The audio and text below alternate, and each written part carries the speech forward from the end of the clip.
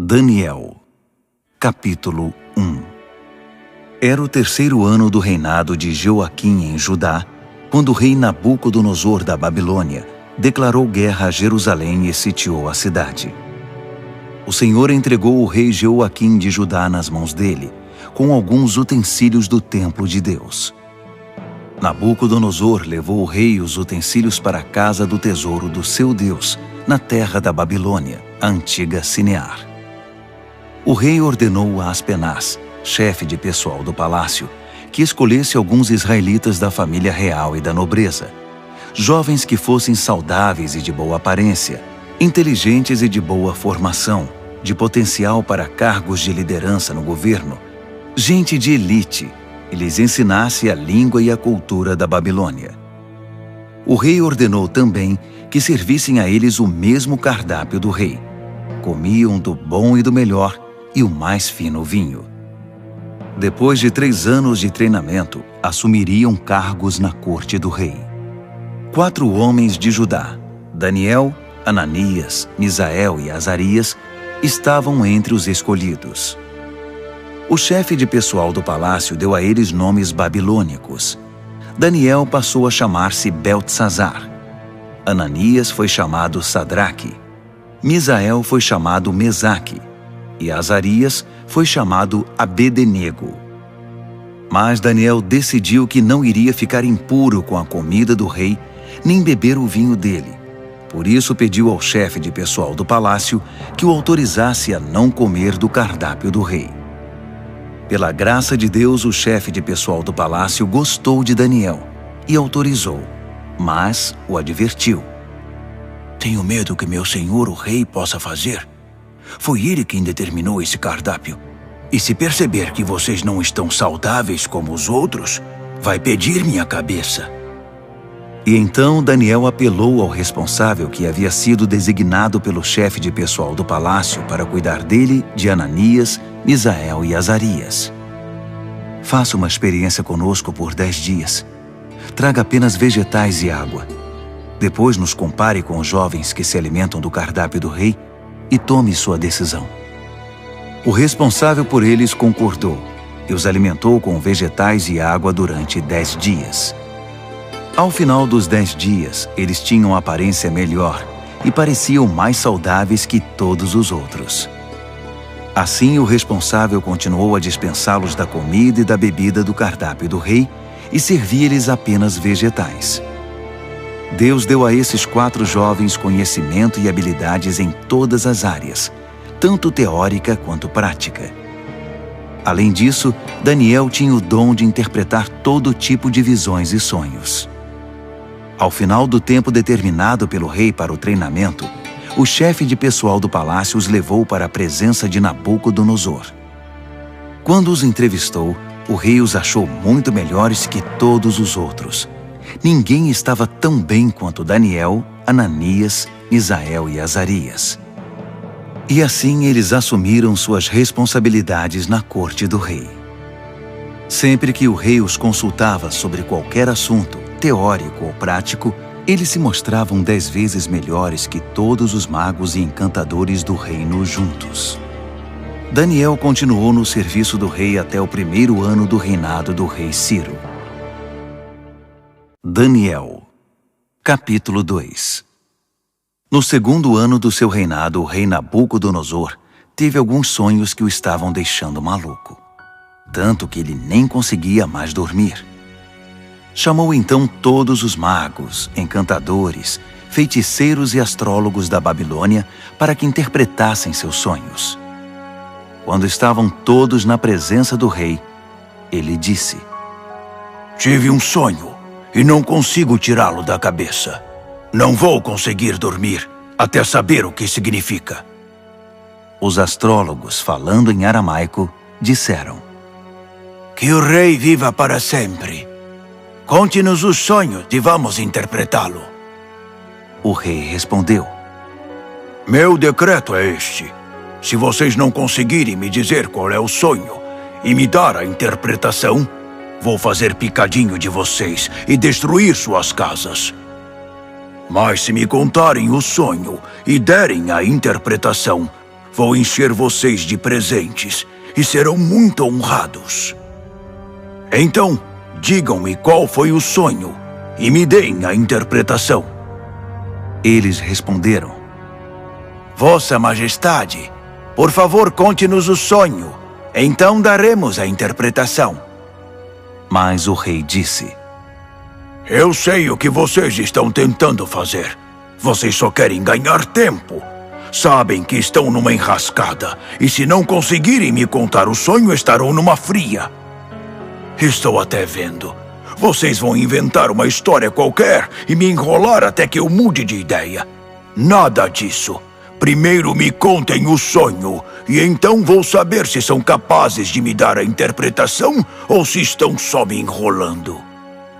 Os astrólogos responderam: Ninguém em nenhum lugar do mundo pode fazer o que o rei está pedindo.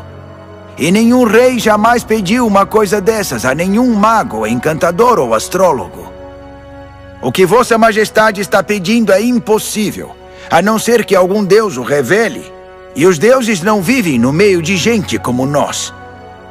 A resposta deixou o rei furioso. Ele perdeu a paciência e ordenou que todos os sábios da Babilônia fossem executados. A sentença de morte foi anunciada, e Daniel e seus amigos estavam entre os condenados à morte. Enquanto Arioque, chefe da guarda real, fazia os preparativos para a execução, Daniel sabiamente chamou-o de lado e lhe perguntou o que estava acontecendo. Por que o rei deu uma ordem como essa, tão de repente? Arioque explicou a razão de tudo, e Daniel foi procurar o rei, pedindo um pouco de tempo para que pudesse interpretar o sonho. Daniel foi para casa e contou a seus amigos, Ananias, Misael e Azarias, o que estava acontecendo. Ele pediu que orassem ao Deus dos céus por misericórdia, para solucionar o mistério, e assim poderem escapar da morte. Naquela noite, a solução do mistério foi revelada a Daniel numa visão. Daniel louvou ao Deus dos céus, dizendo: Bendito é o nome de Deus para todo sempre. Deus é sábio e todo-poderoso. Ele muda as estações e conduz a história. Escolhe reis e também os depõe. Ele dá tanto a sabedoria quanto o discernimento. Ele abre as profundezas, revela os segredos, conhece o que há na escuridão. A luz transborda dele. Ó Deus dos meus antepassados, a ti toda a minha gratidão e todo o meu louvor. Tu me tornaste sábio e forte, e agora nos mostraste o que pedimos. Tu resolveste o mistério do rei. Assim Daniel voltou a falar com Arioque, o encarregado da execução. Ele disse: Cancele a execução. Leve-me ao rei. Eu vou interpretar o sonho dele. Arioque não perdeu um minuto. Correu ao rei, levando Daniel com ele, e disse: Achei um homem entre os exilados de Judá que pode interpretar o sonho. O rei perguntou a Daniel, cujo nome babilônico era Beltesazar: Você tem certeza de que pode fazer isto? Contar o sonho e interpretá-lo? Daniel respondeu ao rei: Nenhum homem pode decifrar o mistério do rei, quem quer que seja, sábio, encantador, mago ou astrólogo. Mas há um Deus no céu que revela os mistérios, e ele me revelou. Ele está mostrando ao rei Nabucodonosor o que vai acontecer no futuro. Este é o sonho que o rei teve, a visão que encheu sua mente. Enquanto Vossa Majestade estava deitado na cama, ó rei, vieram ideias sobre o que vai acontecer no futuro. Aquele que revela mistérios mostrou ao rei o que vai acontecer. Mas a interpretação foi dada por meu intermédio, não porque eu seja mais sábio que qualquer outra pessoa, mas para que o rei saiba o que significa e entenda o que sonhou. O que viu, ó rei, foi uma enorme estátua em pé na sua frente, muito impressionante, mas também apavorante. A cabeça da estátua era de ouro puro, o peito e os braços eram de prata, o ventre e os quadris eram de bronze, as pernas eram de ferro, e os pés eram uma mistura de barro com ferro. Enquanto você estava olhando para a estátua, uma pedra que se soltou por si só da montanha, sem que ninguém o fizesse, atingiu a estátua, esmigalhando os pés de ferro e barro. Então tudo desmoronou e ficou em pedaços. O ferro, o barro, o bronze, a prata e o ouro. Ficou tudo como restos amontoados, relegados ao esquecimento. Mas a pedra que atingiu a estátua tornou-se uma grande montanha que dominava o horizonte. Esse foi o sonho. Agora vamos à interpretação do sonho. Ó Rei, Vossa Majestade é o soberano mais poderoso da terra. O Deus do céu deu tudo ao Senhor: governo, poder, força e glória. Ele o designou responsável pela humanidade e por todos os animais do campo e as aves do céu, no mundo todo. O rei é o cabeça de todos os governantes. É a cabeça de ouro. Mas seu reino será tomado por outro reino, inferior ao seu, e este por um terceiro, o reino de bronze, que governará toda a terra. Por fim, um quarto reino, forte como o ferro, assumirá o poder. Assim como o ferro despedaça tudo que atinge, esse vai quebrar, esmigalhar e pulverizar todos os reinos anteriores. Mas os pés e os dedos dele, que são uma mistura de ferro e barro, significam que o reino será dividido, mas ainda haverá a força do ferro. Assim como os dedos eram de ferro e de barro, o reino terá uma parte forte e outra frágil. Esse reino fará alianças, mas não darão certo. Não conseguirá se unir a nenhum outro reino, assim como o ferro e o barro não se misturam. Mas no tempo desses reinos, o Deus do céu edificará um reino que nunca será destruído, nem nunca será dominado por outro. No final, esmagará os outros reinos, destruirá todos eles e será eterno. Será como a pedra que se soltou por si só da montanha, sem que ninguém o fizesse, que esmigalhou o ferro, o bronze, o barro, a prata e o ouro. O grande Deus fez o rei saber o que vai acontecer no futuro. Essa é a revelação exata do sonho, e também a interpretação correta. Quando Daniel terminou, o rei Nabucodonosor, perplexo, prostrou-se com o rosto no chão diante de Daniel. Ele ordenou uma oferta de sacrifícios e de incenso em honra a Daniel e declarou: Seu Deus realmente é o Deus de todos os deuses, o Senhor de todos os reis, e Ele revela todos os mistérios. E eu sei, porque você decifrou o mistério. Então o rei promoveu Daniel a um elevado cargo no reino. Encheu-o de presentes e o empossou como governador de toda a província da Babilônia e chefe de todos os sábios da Babilônia. A pedido de Daniel, o rei designou Sadraque, Mesaque e Abednego para postos administrativos em toda a Babilônia, enquanto Daniel permaneceu no palácio real. Daniel, capítulo 3. O rei Nabucodonosor construiu uma estátua de ouro com 27 metros de altura e 2,70 metros de largura. Ele a ergueu na planície de Dura, na província da Babilônia.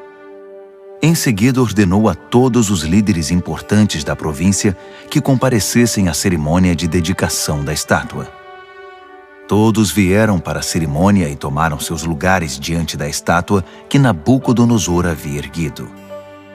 Um arauto apareceu e proclamou em voz alta: Atenção, todos! Ouçam vocês de todas as raças, cores e crenças!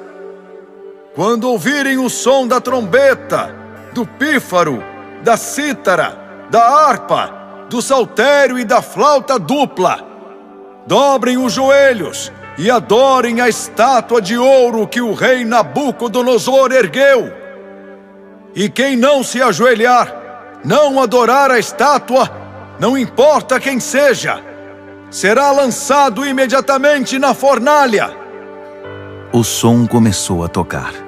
Todos os instrumentos musicais da Babilônia e gente de todas as raças, cores e crenças dobraram os joelhos e adoraram a estátua de ouro que o rei Nabucodonosor havia erguido.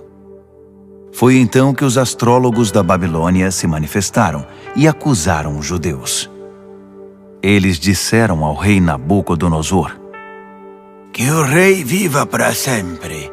Vossa Majestade deu ordens severas para que, ao ouvir o som tocar, deveríamos nos ajoelhar e adorar a estátua de ouro, e quem não o fizesse seria jogado na fornalha. Mas os judeus, Sadraque, Mesaque e Abednego, a quem o rei designou cargos elevados na província da Babilônia, ignoraram a ordem, ó rei. Eles não respeitam os nossos deuses e se negam a adorar a estátua de ouro que mandou erguer. Furioso, o rei Nabucodonosor ordenou que Sadraque, Mesaque e Abednego fossem trazidos.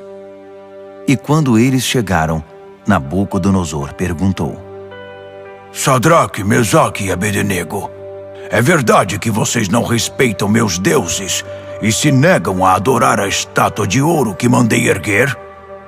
Vou dar a vocês uma segunda chance, mas a partir de agora, quando o som começar a tocar, vocês devem se ajoelhar e adorar a estátua. E se não o fizerem, serão jogados numa fornalha e ponto final. E que Deus vai livrá-los de mim? Sadraque, Mesaque e Abednego responderam: Sua ameaça não nos assusta. Se nos jogar na fornalha, o Deus que servimos pode nos salvar, não só da fornalha, como de qualquer outra coisa. E mesmo que ele não o faça, não importa, ó rei. Ainda assim, não vamos servir aos seus deuses, nem adorar a estátua de ouro que mandou erguer. Nabucodonosor estava prestes a explodir de tanta raiva. Imediatamente ordenou que a fornalha fosse aquecida 7 vezes mais que o normal, e que alguns homens fortes do seu exército os amarrassem e os jogassem na fornalha. Sadraque, Mesaque e Abednego, com os pés e mãos amarrados e vestidos em suas roupas, foram jogados na fornalha extremamente quente. Por causa da ordem do rei, a fornalha estava tão quente que só as chamas foram suficientes para matar os homens que carregaram Sadraque, Mesaque e Abednego. E eles acabaram caindo fornalha dentro. De repente, o rei Nabucodonosor levantou-se num salto e perguntou: Não jogamos 3 homens com os pés e as mãos amarrados? Responderam os homens. Isso mesmo, senhor! Exclamou o rei. Vejam, estou vendo 4 homens andando para lá e para cá no fogo, e eles estão bem. E o 4º homem parece um filho dos deuses. Não é possível.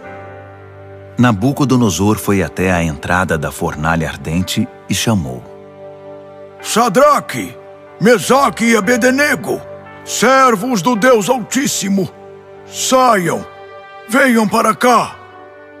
E Sadraque, Mesaque e Abednego saíram do meio do fogo. Todos os líderes do governo e os conselheiros do rei se reuniram para examiná-los e viram que o fogo não havia causado nenhum arranhão nos 3, nem um fio de cabelo queimado, nem cheiro de fumaça na roupa deles. Nabucodonosor exclamou: Bendito seja o Deus de Sadraque, Mesaque e Abednego! Ele enviou seu anjo e salvou seus servos. Eles confiaram no seu Deus a ponto de ignorar as ordens do rei e arriscaram sua vida, mas não serviram nem adoraram outros deuses. Por isso decreto: todo, de qualquer lugar, cor, raça ou crença, que disser alguma coisa contra o Deus de Sadraque, Mesaque e Abednego, será despedaçado, e sua casa será destruída. Nunca houve um Deus que salvasse como esse. Então o rei promoveu Sadraque, Mesaque e Abednego na província da Babilônia. Daniel, capítulo 4. O rei Nabucodonosor a todos, de todas as raças, cores e crenças do mundo. Paz e prosperidade a todos. É um privilégio contar a vocês os grandes milagres que o Deus Altíssimo fez por mim. Seus milagres são impressionantes e suas maravilhas surpreendentes. Seu reino dura para sempre, e seu governo soberano é eterno. Eu, Nabucodonosor, vivia tranquilo no meu palácio, mas tive um sonho, quase um pesadelo, que me deixou abalado. Mandei buscar todos os sábios da Babilônia para que interpretassem o sonho. Quando todos estavam reunidos, magos, encantadores, astrólogos e adivinhos, contei-lhes o sonho, mas ninguém conseguiu dizer o significado.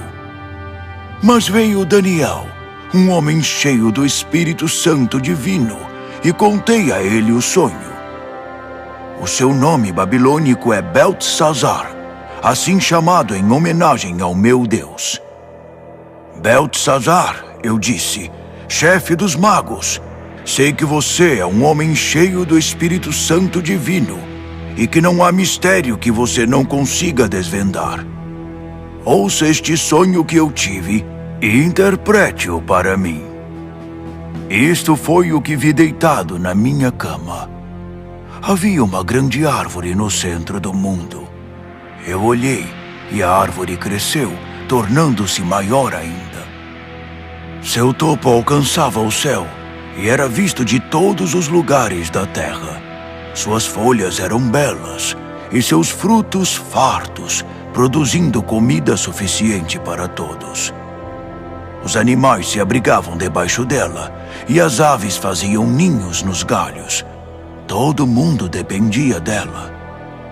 E enquanto eu ainda estava deitado, vi também isto. Um anjo desceu do céu e ordenou: derrubem a árvore, cortem seus galhos, arranquem suas folhas e espalhem seus frutos. Caçem os animais que estão debaixo dela e espantem os pássaros de seus galhos, mas deixem o toco e as raízes presos com ferro e bronze junto à relva do campo. Deixem que ele seja molhado pelo orvalho do céu e se alimente de capim com os animais. Que ele perca a mente humana e seja como um animal, e assim seja até que se passe 7 tempos. Os anjos anunciam esse decreto, as santas sentinelas trazem essa sentença, para que todos que vivem saibam que o Deus Altíssimo tem domínio sobre os reinos dos homens. Ele conduz tudo conforme seu querer, e de gente simples faz poderosos. Isso é o que eu, rei Nabucodonosor, sonhei. Beltesazar, agora é sua vez de interpretar o sonho para mim. Ninguém entre os sábios da Babilônia conseguiu ver sentido algum nele, mas tenho certeza de que você pode interpretá-lo, pois é cheio do Espírito Santo divino. Daniel, Beltesazar, ficou tão apavorado por um momento que nem conseguia falar. Disse o rei: Beltesazar, fique calmo. Não deixe que o sonho e a interpretação o assustem. Disse Beltesazar: meu senhor, gostaria que esse sonho fosse sobre seus inimigos e a interpretação para seus adversários. A árvore que você viu e que cresceu e ficou tão alta que o topo alcançava o céu, visível dos 4 cantos da terra. A árvore de folhagem viçosa e fartos frutos, suficiente para todos. A árvore sob a qual os animais buscavam refúgio e na qual as aves faziam seus ninhos. É o Senhor, ó Rei. Vossa Majestade é a árvore. Você cresceu e ficou forte. Sua Majestade atinge o céu e seu governo se estende aos 4 cantos da terra. E os anjos que desciam do céu proclamando: derrubem a árvore, destruam-na, mas deixem o toco e suas raízes na terra, presos com ferro e bronze junto à relva do campo. Deixem que ele seja molhado pelo orvalho do céu e que se alimente de grama com os animais durante 7 tempos. Isso, ó Rei, também se refere ao Senhor. Significa que o Deus Altíssimo proclamou uma sentença contra o rei. Será tirado do convívio dos homens e viverá com os animais. Se alimentará de capim como os bois e se molhará com o orvalho do céu. Isso durará 7 tempos, e o Senhor aprenderá que o Deus Altíssimo tem o domínio dos reinos dos homens e conduz tudo conforme seu querer. A parte sobre o toco da árvore e suas raízes, que são deixados, significa que seu reino ainda será devolvido, depois que o Senhor reconhecer que é Deus quem tem domínio sobre tudo. Portanto, ó rei, aceite meu conselho. Abandone seus pecados e comece a viver diferentemente. Deixe essa vida de maldades, viva com justiça e cuide dos necessitados e desamparados. Só assim o Senhor continuará a viver tranquilo. Tudo isso aconteceu ao rei Nabucodonosor. Passados apenas 12 meses, ele estava andando pela sacada do palácio real na Babilônia e, de repente, exclamou orgulhoso: Olhe para tudo isto. É a grande Babilônia. E eu a construí sozinho, como capital do meu reino para minha honra e glória. Assim que as palavras saíram da sua boca, ouviu-se uma voz do céu: Esse é o decreto contra você, rei Nabucodonosor. Seu reino foi tomado de você. Você será tirado do convívio dos homens, viverá com os animais do campo e comerá capim como boi. A sentença é para 7 tempos, o suficiente para você aprender que o Deus Altíssimo tem domínio sobre os reinos dos homens e põe no trono quem Ele quer. Isso aconteceu imediatamente. Nabucodonosor foi tirado da convivência dos homens, comeu capim como boi e se molhou com o orvalho do céu. Seu cabelo cresceu como as penas da águia, suas unhas como as garras do falcão. Ao final daquele período, eu, Nabucodonosor, olhei para o céu, recobrei o juízo e bendisse o Deus Altíssimo, agradecendo e glorificando ao Deus que vive para sempre.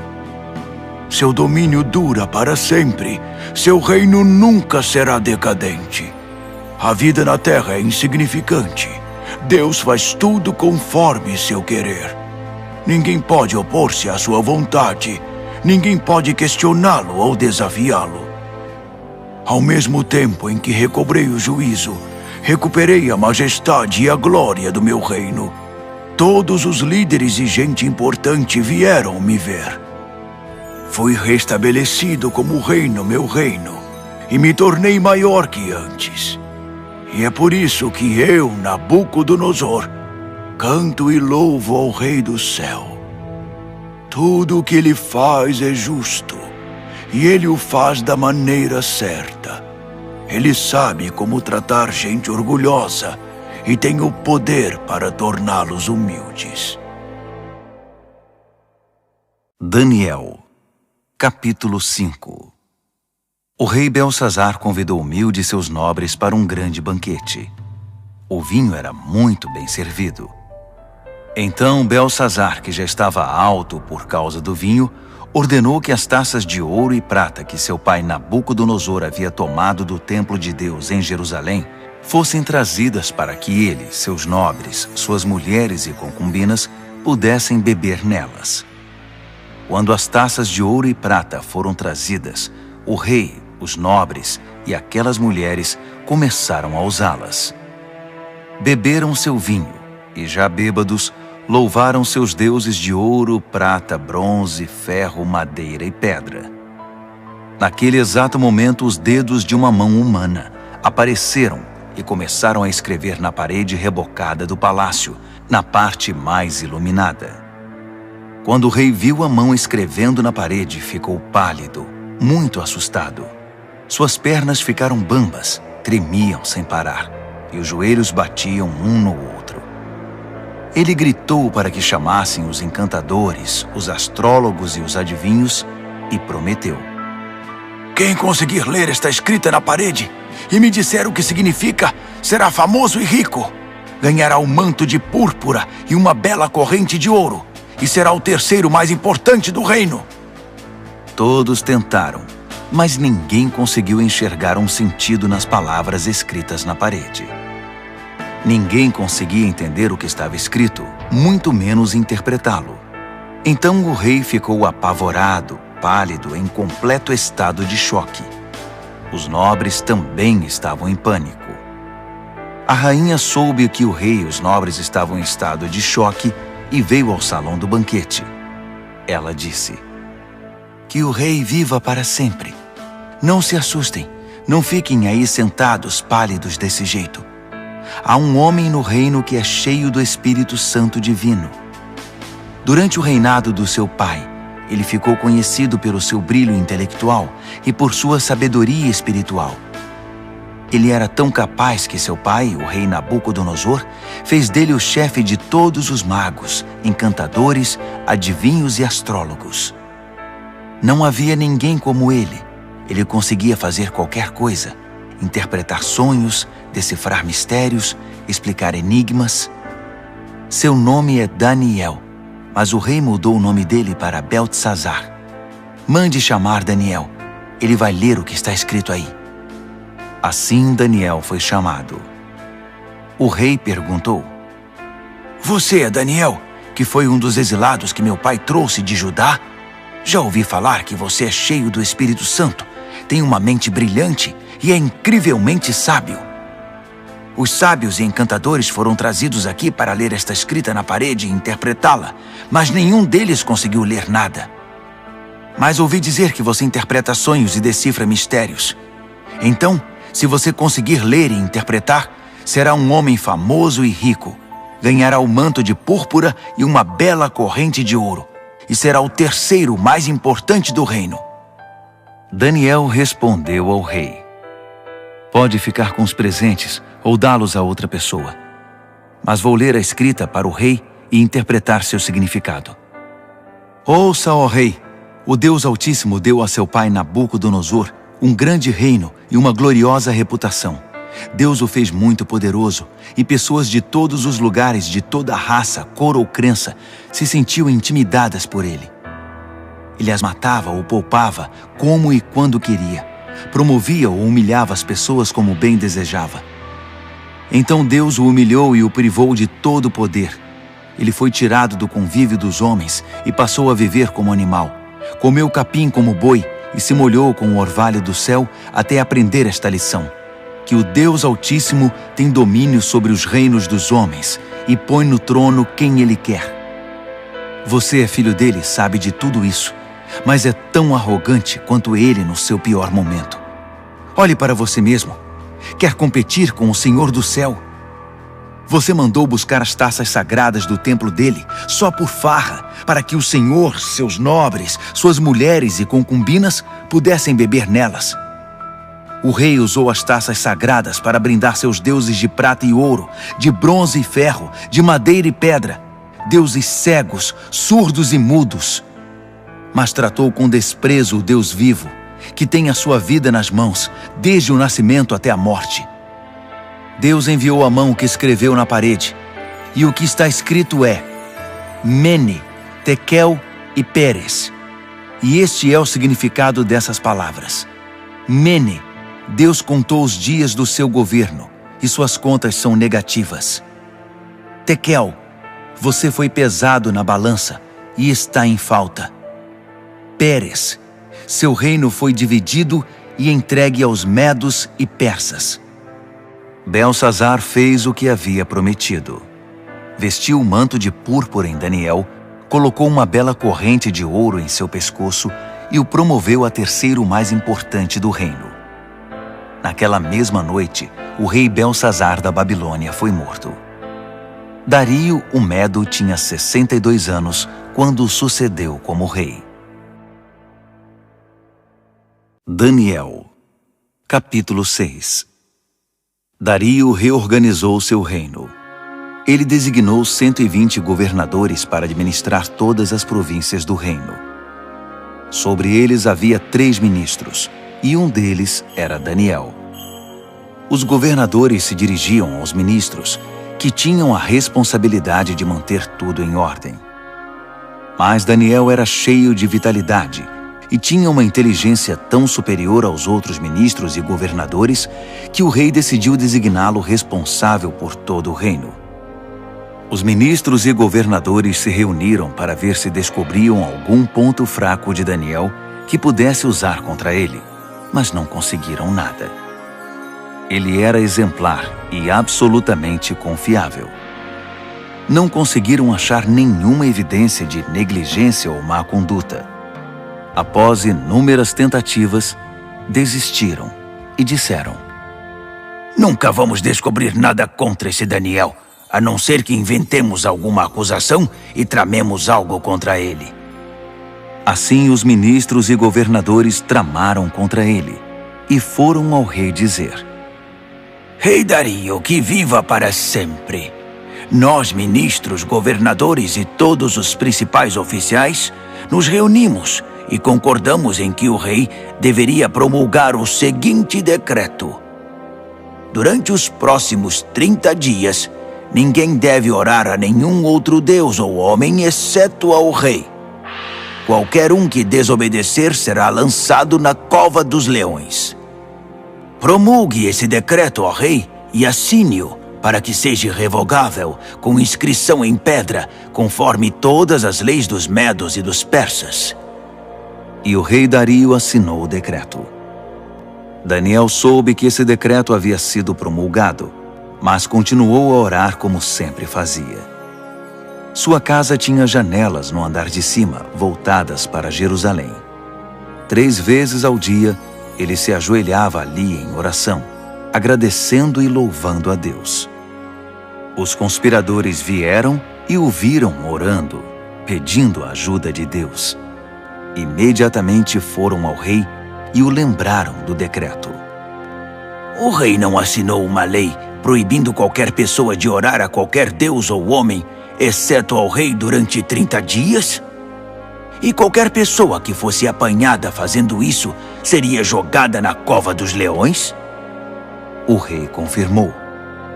Com certeza, como inscrição em pedra, conforme todas as leis dos medos e dos persas. Então eles disseram: Daniel é um dos exilados judeus. Ignora sua ordem e desafia sua lei. Ele ora 3 vezes ao dia. O rei ficou desconcertado e tentou de todas as formas livrar Daniel da complicação em que o havia colocado. Ele pensou nisso o dia todo. Mas os conspiradores voltaram. Lembre-se, ó rei, é uma lei conforme todas as leis dos medos e dos persas. Irrevogável. O rei cedeu e ordenou que Daniel fosse trazido e jogado na cova dos leões. Mas ele disse a Daniel: Seu Deus, a quem você é tão leal, vai livrar você desta situação. Uma pedra foi colocada sobre a entrada da cova. O rei selou a pedra com seu anel e com os anéis de todos os seus nobres, porque não podia ser revogado. O rei voltou para o palácio, mas não comeu nem conseguiu dormir. Passou a noite preocupado. Ao romper do dia, ele se levantou e foi depressa à cova dos leões. Quando chegou perto, chamou o aflito: Daniel, servo do Deus Altíssimo! Será que seu Deus, a quem você serve tão fielmente, livrou você dos leões? Daniel respondeu: Que o rei viva para sempre! Meu Deus enviou seu anjo que fechou a boca dos leões para que não me fizessem nenhum mal. Fui considerado inocente diante de Deus e também diante do Senhor, ó rei, pois não fiz mal algum ao Senhor.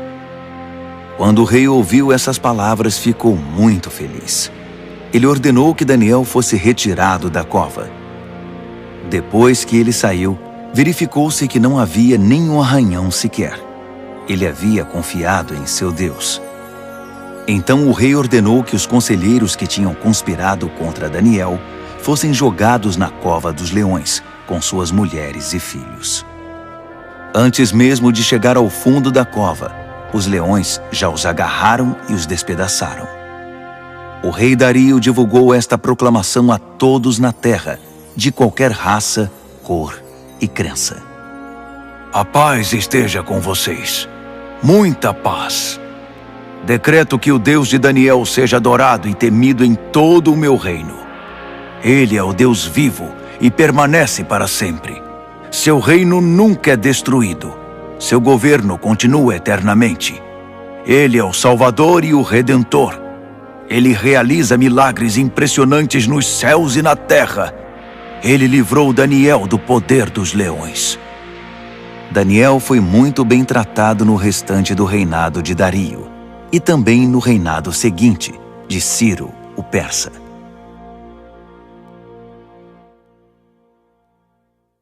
Daniel, capítulo 7. No primeiro ano do rei Belsazar da Babilônia, Daniel teve um sonho. O que ele viu enquanto dormia o apavorou. Um verdadeiro pesadelo. E ele escreveu seu sonho. No meu sonho, naquela noite, vi os 4 ventos dos céus soprando e formando uma grande tempestade no mar. 4 animais enormes, diferentes uns dos outros, subiam do mar. O primeiro animal parecia um leão, mas tinha asas de águia. Enquanto eu observava, suas asas foram arrancadas. Ele foi levantado e ficou de pé como um homem. Em seguida, deram-lhe um coração humano. Depois vi um segundo animal, que parecia um urso. Ele se levantou, segurando 3 costelas nas mandíbulas, e recebeu esta ordem: ataque, devore tudo, encha a barriga. Em seguida vi outro animal. Parecia um leopardo. Tinha 4 asas como de pássaro nas costas. Esse animal tinha 4 cabeças e recebeu autoridade para governar. Depois disso, um 4º animal apareceu no meu sonho. Esse era apavorante, medonho. Tinha enormes dentes de ferro, triturava e devorava suas vítimas. Qualquer coisa que sobrava no chão, ele pisava e esmagava. Era diferente dos outros animais, um verdadeiro monstro. E tinha 10 chifres. Enquanto eu observava os chifres, tentava imaginar o que significavam. Nasceu nele outro chifre, mas este era pequeno. 3 dos chifres que já tinha foram arrancados para dar lugar a ele. Havia olhos humanos no pequeno chifre e uma boca grande que falava com arrogância. Enquanto eu observava tudo isso, tronos foram estabelecidos e um ancião tomou seu lugar. Suas roupas eram brancas como a neve, o cabelo alvo como a lã. Seu trono estava envolto em chamas. As rodas brilhavam intensamente. Um rio de fogo jorrava do trono. Milhares de milhares o serviam. Milhões o atendiam. Pediu-se silêncio no tribunal e os livros foram abertos. Continuei observando. O chifre pequeno falava com arrogância e enquanto eu observava, o monstro foi morto e seu corpo foi lançado no fogo. Os outros animais viveram ainda algum tempo, mas não fizeram nada, não tinham poder para governar. Meu sonho continuou. Então vi alguém, um filho de homem, chegando no meio de nuvens. Ele se aproximou do ancião e foi apresentado a ele. Ele recebeu poder para governar, toda a glória da realeza. Todas as raças, cores e crenças lhe serviram e o adoraram. Seu reinado será para sempre, não terá fim.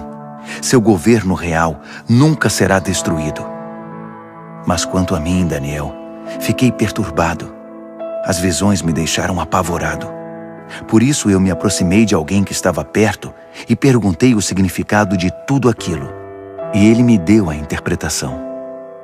Esses 4 animais enormes, disse ele, significam 4 reinos que aparecerão na terra. Mas a certa altura, o povo santo do Deus Altíssimo receberá o reino e o manterá para sempre. Sim, para sempre. Mas eu queria saber mais. Estava curioso sobre o 4º animal, aquele que era tão diferente dos outros, o monstro medonho com os dentes de ferro e garras de bronze, que engolia o que despedaçava e pisoteava tudo o que via pela frente. E eu queria saber também a respeito dos 10 chifres e do chifre pequeno que nasceu, ocupando o lugar de 3 dos primeiros chifres. Esse novo chifre tinha olhos e com sua boca grande falava de forma arrogante, dominando os outros chifres. Observei que esse chifre fazia guerra contra o santo povo de Deus e levava vantagem sobre eles.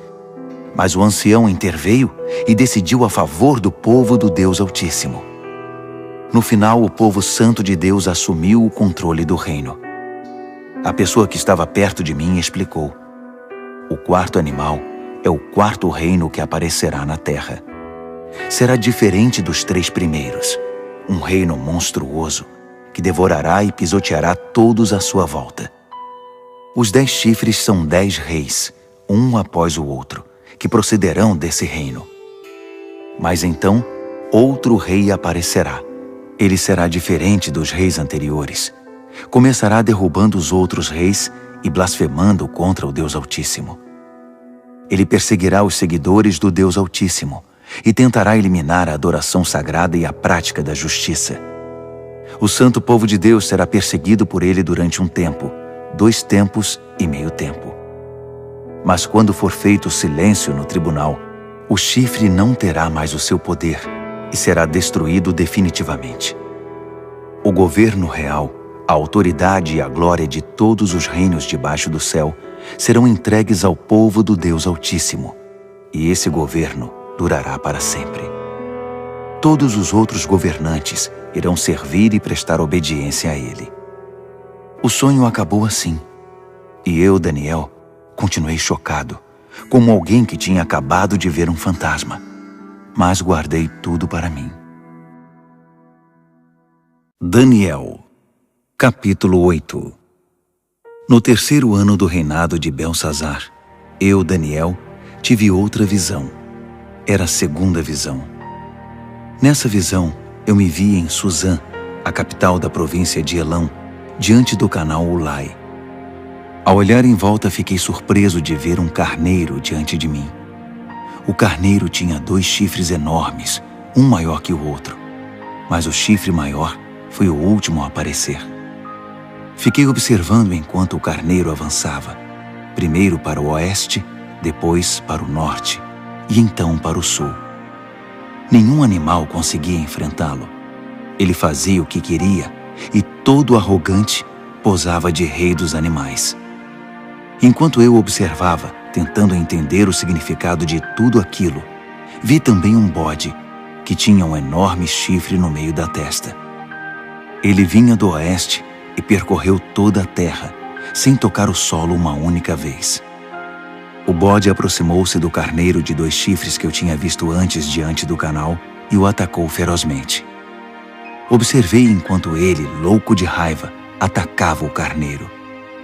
A violência era tanta que ele lhe quebrou os 2 chifres. O carneiro não conseguiu resistir. O bode o derrubou e o pisoteou. Nada pôde salvar o carneiro. Então o bode tornou-se cada vez mais arrogante, e no auge do poder, seu chifre imenso se quebrou, e 4 outros chifres enormes surgiram no lugar, apontando para o norte, o sul, o leste e o oeste. De um desses grandes chifres surgiu outro chifre pequeno, mas o seu poder cresceu até atingir o sul e o leste, e a querida terra prometida. Cresceu tanto que atingiu as estrelas, o exército celestial, e lançou algumas delas na terra e as pisoteou. Ele ousou até desafiar o poder de Deus, o príncipe do exército celestial. Ele acabou com a adoração diária e profanou o santuário. Como castigo pelos seus pecados, o santo povo de Deus também foi atacado por ele. O chifre desprezou a verdade de Deus. Extremamente arrogante, dominou tudo o que via pela frente. Naquele momento ouvi 2 anjos conversando. O primeiro perguntou: quanto tempo vai durar isso? Sem adoração diária, esse castigo devastador pelo pecado? E o povo de Deus e o santuário vão continuar sendo desprezados e pisoteados? O outro respondeu: um período de 2.300 tardes e manhãs. Então, o santuário será restaurado. Enquanto eu, Daniel, estava tentando encontrar um sentido no que via, uma figura humana apareceu diante de mim. Ouvi uma voz de homem que vinha do canal de Ulai e chamava: Gabriel, diga a este homem o que está acontecendo. Explique a visão a ele. Ele veio até mim, mas quando se aproximou, fiquei aterrorizado e me prostrei com o rosto em terra. Ele disse: Entenda que esta visão diz respeito ao final dos tempos. Assim que ele falou, eu desmaiei, com o rosto no chão. Mas ele me despertou e me levantou. Ele continuou: vou contar a você o que vai acontecer nos dias de juízo, pois haverá um fim para tudo isso. O carneiro de 2 chifres que você viu representa os 2 reis dos Medos e dos Persas. O bode representa o reino dos gregos, e o chifre enorme na testa dele é o primeiro rei. Os 4 chifres que surgiram no lugar dele, depois que foi quebrado, são os 4 reis que virão depois dele, mas sem o mesmo poder. Quando o reinado deles estiver no fim e as rebeliões se intensificarem, surgirá um rei cruel, um mestre da maldade. Seu poder aumentará imensamente. Ele será arrogante, de fala autoritária, fazendo exatamente o que quer. Derrubará poderosos e santos por todos os lados. Suas ações criminosas vão se multiplicar. E como vão? Ele vai achar que é invencível e vai se livrar de todos os que cruzarem seu caminho. Mas quando enfrentar o príncipe dos príncipes, será esmigalhado, mas não por mãos humanas. A visão das 2.300 tardes e manhãs é precisa, mas confidencial. Então, mantenha-a em segredo. Refere-se ao futuro distante. Eu, Daniel, acabado, esgotado por alguns dias, finalmente encontrei forças para voltar ao trabalho e tratar dos negócios do rei. Mas continuei apavorado com a visão, pois não conseguia entender coisa alguma. Daniel, capítulo 9. Dario, filho de Xerxes, da linhagem dos Medos, tornou-se rei da Babilônia. No primeiro ano do seu reinado, eu, Daniel, meditava nas Escrituras, e de acordo com a mensagem do Eterno ao profeta Jeremias, Jerusalém teria de ficar em ruínas durante 70 anos.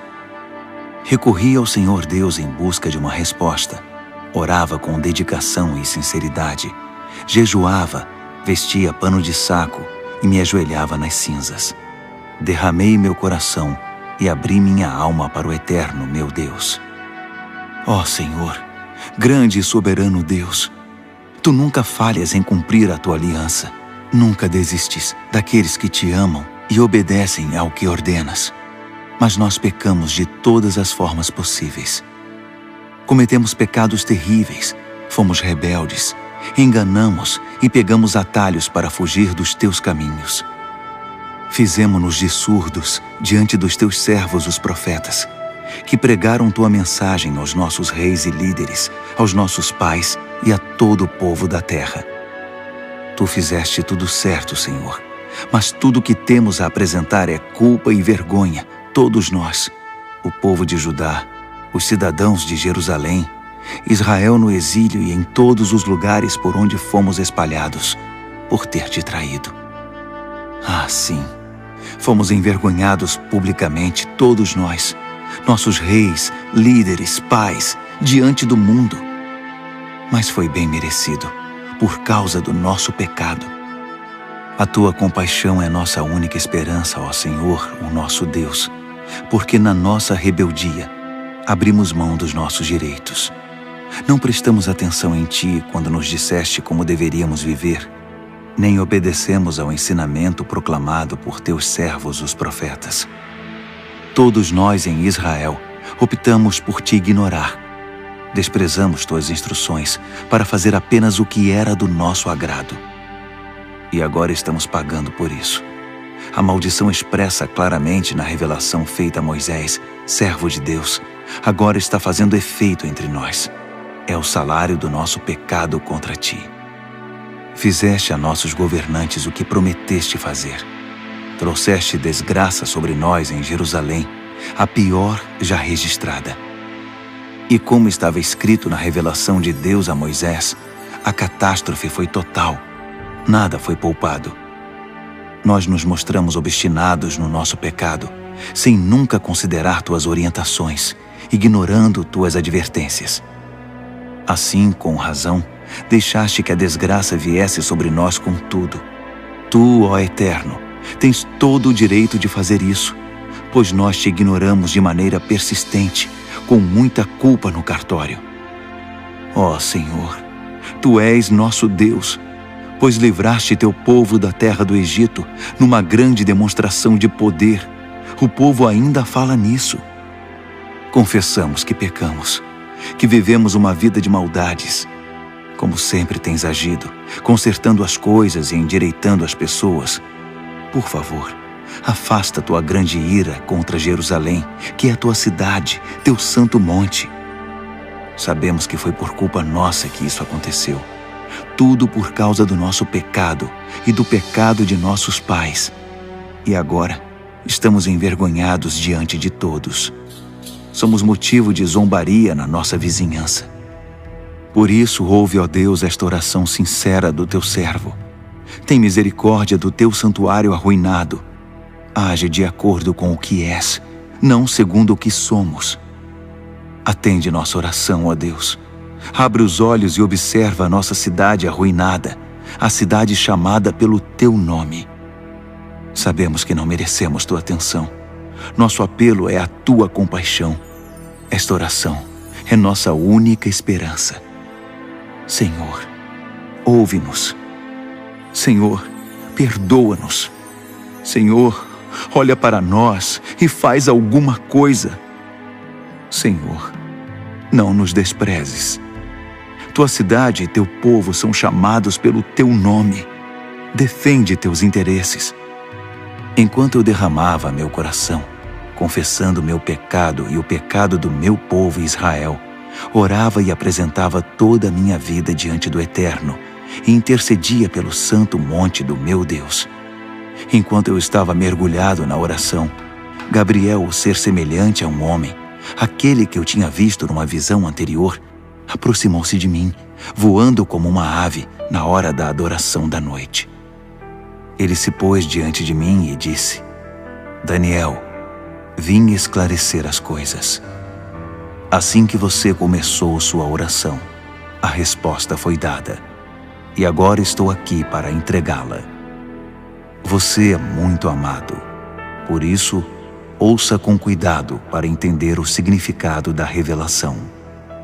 70 semanas estão decretadas para seu povo e sua santa cidade, como forma de conter a rebelião, dar fim ao pecado, arrancar o crime pela raiz, estabelecer a justiça para sempre, cumprir a profecia e ungir o lugar santíssimo. Aqui está o que você precisa entender. Desde o momento em que a ordem for dada para a reconstrução de Jerusalém, até a vinda do líder ungido, haverá 7 semanas. A reconstrução levará 62 semanas, incluindo a construção de ruas e muros. Serão tempos difíceis. Depois das 62 semanas, o líder ungido será morto. É o seu fim. A cidade e o santuário serão arruinados pelo exército do novo líder que chegar. O fim virá de repente, como uma onda enorme. Haverá guerras até o fim, e a desolação estará na ordem do dia. Então, no período de 1 semana, ele fará muitas alianças importantes, mas na metade dessa semana, ele acabará com a adoração e as orações. No lugar da adoração, irá se instalar a besta da profanação, que permanecerá ali até finalmente ser destruída. Daniel, capítulo 10. No 3º ano do reinado de Ciro, rei da Pérsia, uma mensagem veio a Daniel, cujo nome babilônico era Beltesazar. A mensagem era verdadeira e falava de uma grande guerra. Ele entendeu, pois seu significado veio por revelação. Durante aqueles dias, eu, Daniel, guardei luto por Jerusalém durante 3 semanas. Comi apenas comida simples, sem tempero, e não comi carne nem bebi vinho. Não tomei banho nem me barbeei até que tivessem passado as 3 semanas. No dia 24 do 1º mês, eu estava de pé diante do grande rio, o Tigre. Levantei os olhos e, para minha surpresa, vi um homem vestido de linho, com um cinto de ouro puro na cintura. Seu corpo brilhava como se fosse esculpido de pedra preciosa. A face era radiante e os olhos, vivos e penetrantes como tochas. Os braços e pernas reluziam como bronze polido e sua voz soava como um grande coral. Eu, Daniel, fui o único a vê-lo. Os homens que estavam comigo, embora não estivessem vendo, foram tomados de medo e correram para se esconder, temendo o pior. Quando fiquei sozinho depois dessa visão, abandonado pelos meus amigos, meus joelhos ficaram bambos e o rosto pálido, sem força nenhuma. Quando ouvi o som da sua voz, não resisti e desmaiei. Caí com o rosto no chão. Mas uma mão me tocou e me pôs sobre as mãos e os joelhos. Daniel, ele disse, homem de valor, Deus ama você demais. Levante-se e preste muita atenção à minha mensagem. Fui enviado para falar dela a você. Quando ele disse isso, eu me levantei, mas não conseguia parar de tremer. Fique tranquilo, ele continuou. Não tenha medo. Quando você decidiu se humilhar para receber entendimento, sua oração foi ouvida, e eu me dispus a vir até aqui. Mas fui impedido pelo anjo, que é o príncipe do reino da Pérsia, e isso me atrasou por 3 semanas. Mas Miguel, um dos anjos supremos, veio em meu socorro e ficou ali com o anjo, que é o príncipe da Pérsia. Estou aqui para ajudar você a entender o que vai acontecer com seu povo, pois a visão fala do futuro. Enquanto ele falava, fiquei só olhando para o chão. Não conseguia dizer nada. E fui surpreendido por algo parecido com uma mão humana que me tocou os lábios. Então abri a boca e comecei a falar. Quando vi, fiquei apavorado. Minhas pernas ficaram bambas. Eu não conseguia me mexer. Como é possível que eu, um humilde servo, fale com alguém como o Senhor? Estou completamente paralisado. Mal consigo respirar. Aquele ser, que parecia humano, me tocou outra vez e me deu forças. Ele disse, não tenha medo. Fique em paz. Você é amado demais. Tudo vai ficar bem. Tenha coragem. Seja forte. Enquanto ele ainda falava, veio-me coragem e retomei as forças. Então eu disse, pode falar, porque o Senhor me deu forças. Ele disse, você sabe por que vim aqui? Preciso voltar para lutar contra o anjo que é o príncipe da Pérsia. E depois que eu o tirar do caminho, chegará o anjo que é o príncipe da Grécia. Mas antes deixe-me contar a você o que está escrito no livro da verdade. Ninguém me ajuda na minha luta contra esses seres, a não ser Miguel, o anjo, que é o príncipe de vocês. Daniel, capítulo 11. Eu tenho ajudado da melhor maneira possível, desde o 1º ano do reinado de Dario, rei dos Medos. Mas agora deixe-me dizer como estão as coisas. Outros 3 reis da Pérsia aparecerão, e depois deles um 4º rei, que será muito mais rico que os outros. Quando ele achar que já tem poder suficiente, ganho com sua riqueza, declarará guerra contra o reino da Grécia. Nesse momento, aparecerá um rei poderoso, que dominará um enorme território e conduzirá tudo como bem entender. Mas no auge do seu poder, quando tudo estiver aparentemente bem, seu reino se dividirá em 4 partes, norte, sul, leste e oeste. Mas seus herdeiros não receberão nada. Não haverá continuidade do poder, pois outros o tomarão. Em seguida, o rei do sul se fortalecerá, mas um dos seus príncipes será mais forte que ele e governará um território ainda maior. Depois de alguns anos, os dois se tornarão aliados, e a filha do rei do sul se casará com o rei do norte para consolidar o acordo. Mas a influência dela enfraquecerá, e seu filho não sobreviverá. ela, seus servos, seu filho e seu marido serão traídos. Algum tempo depois, alguém da família real aparecerá e assumirá o trono. Ele assumirá o comando do exército, invadirá o norte e alcançará grande vitória. Ele tomará os deuses de metal deles e todos os utensílios de ouro e prata que os acompanham e os levará para o Egito. Passado algum tempo, o rei do norte se recuperará e invadirá a terra do rei do sul, mas não terá sucesso. Terá de bater em retirada. Mas seus filhos formarão um exército gigante e descerão como uma inundação, um ataque impetuoso sobre as defesas do sul. Furioso, o rei do sul sairá e enfrentará o rei do norte, que estará à espera com seu enorme exército, mas, apesar disso, será derrotado.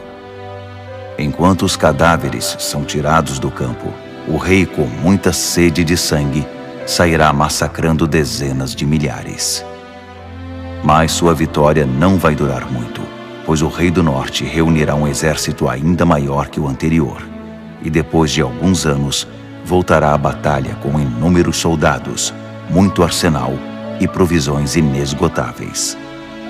Naqueles dias, muitos outros se engajarão na batalha contra o rei do sul. Revoltosos do seu próprio povo, embriagados por sonhos de poder, se ajuntarão a eles, mas acabarão frustrados. Quando o rei do norte chegar, fará rampas de cerco e conquistará a cidade fortificada. Os exércitos do sul serão despedaçados diante dele. Nem mesmo suas famosas tropas de choque conterão o agressor. Ele entrará todo arrogante, como se fosse o dono de tudo. Ele se apossará da linda terra e se instalará aí. Depois, prosseguirá para ter controle total. Fará um tratado de paz e até dará sua filha em casamento ao rei do sul, parte de uma trama para destruí-lo de vez.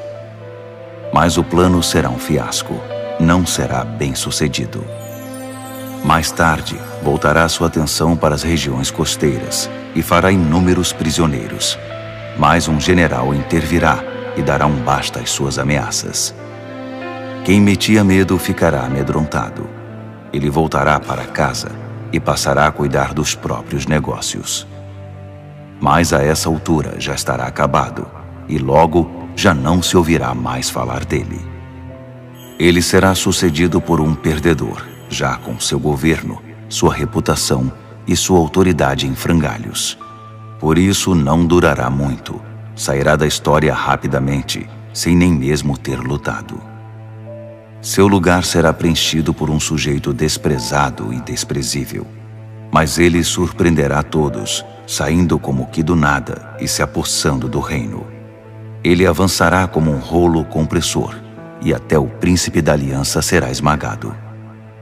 Depois de negociar um cessar-fogo, ele violará as condições. Que traidor! Com alguns poucos comparsas, assumirá o controle total. Ele invadirá as províncias mais ricas, quando elas menos esperarem. Ultrapassará todos seus antepassados. Prenderá e saqueará. Viverá com seus amigos num luxo desmedido. Ele fará planos contra as cidades fortificadas, mas não será por muito tempo. Ele ajuntará um grande exército muito bem armado para combater o rei do sul. Em resposta, o rei do sul manterá seu exército, ainda maior, a postos, pronto para a batalha.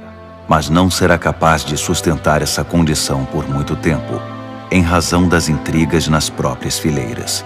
Sua corte estará minada por tramas e conspirações. Assim seu exército será esmagado, e o campo de batalha ficará coberto de cadáveres. Os dois reis, ambos com planos maldosos um contra o outro, vão se sentar à mesa de conferências e negociarão seus engodos.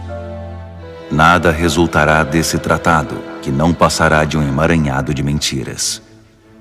Mas ainda não é o fim. A história não acabou. O rei do norte irá para casa carregado de despojos, mas sua mente estará voltada para a destruição da Santa Aliança, enquanto estiver passando pela terra a caminho de casa. Um ano mais tarde, ele comandará nova invasão ao sul. Mas a segunda invasão não será como a primeira. Quando os navios romanos chegarem, ele dará meia volta e retornará para casa. Mas ao passar pela terra, seu ódio contra a Santa Aliança será despertado. Ele fará acordo com todos os que se dispuserem a trair a Santa Aliança, tomando o partido deles. Suas forças entrarão marchando e profanarão o santuário e a cidadela. Eles irão banir a adoração diária, substituindo-a pela besta da profanação. O rei do norte honrará os que traírem a Santa Aliança, corrompendo-os ainda mais com sua conversa sedutora. Mas os que forem leais a Deus tomarão posição firme a favor de Deus. Os que mantiverem o bom senso ensinarão o bem às multidões pelo exemplo. Eles serão submetidos a provas terríveis durante um certo período. Alguns serão mortos, outros queimados, alguns exilados, outros roubados. Quando a prova for muito difícil, receberão alguma ajuda, mas não muita. E muitos dos pretensos ajudadores se portarão com indiferença. A provação refinará e purificará os que mantiverem o bom senso e permanecerem leais, porque há ainda mais por vir. Enquanto isso, o rei do norte estará agindo sem impedimento.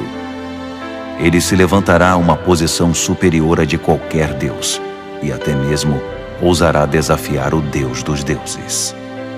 Por um tempo isso será tolerado, até que se complete esse tempo de juízo, pois o que foi decretado precisa ser cumprido. Ele não terá respeito algum pelos deuses dos seus antepassados, nem mesmo pelo Deus predileto das mulheres. Desprezando qualquer deus, o rei do norte se inchará de orgulho e se achará maior que todos eles. Ele chegará a ponto de desprezar o Deus dos santos, e no lugar em que Deus é adorado, colocará em exibição, com generoso ornamento de prata, ouro e pedras preciosas, um Deus novo, do qual nunca se ouviu falar. Marchando sob a bandeira desse Deus estranho, ele atacará as principais fortalezas.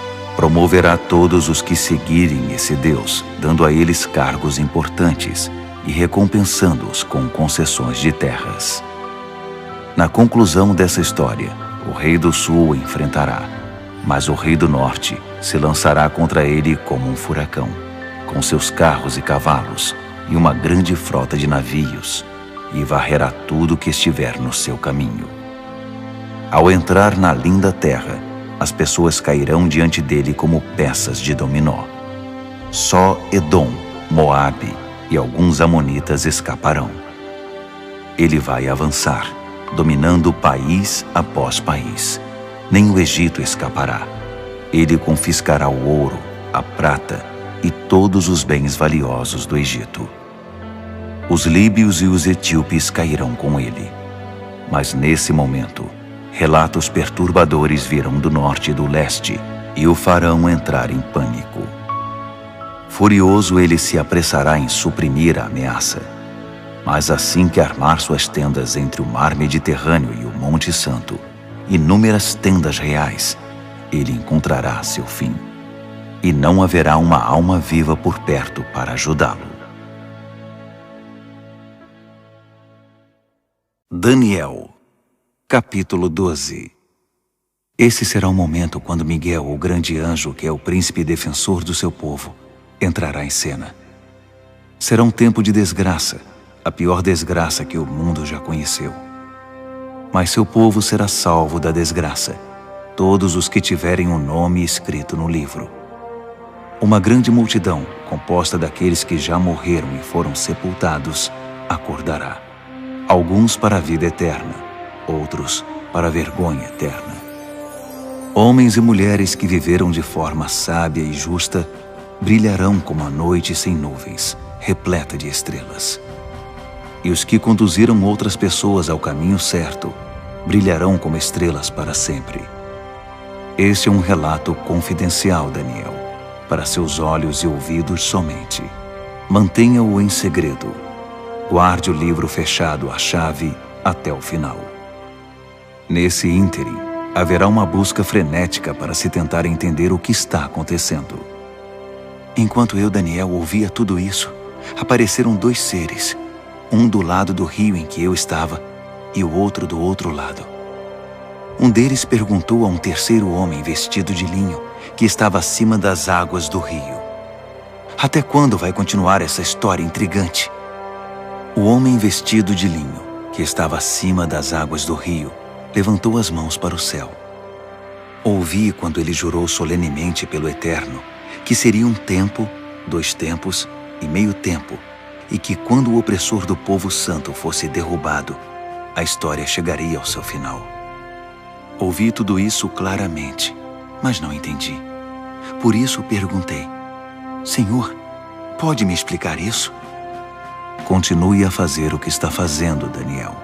Ele disse: a mensagem é confidencial e será guardada a chave até o fim, até que tudo chegue à sua conclusão.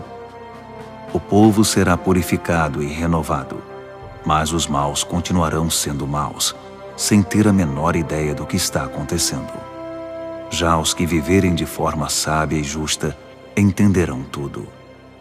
A partir do momento em que a adoração diária for abolida do templo e a besta da profanação for introduzida no seu lugar, vão se passar 1290 dias.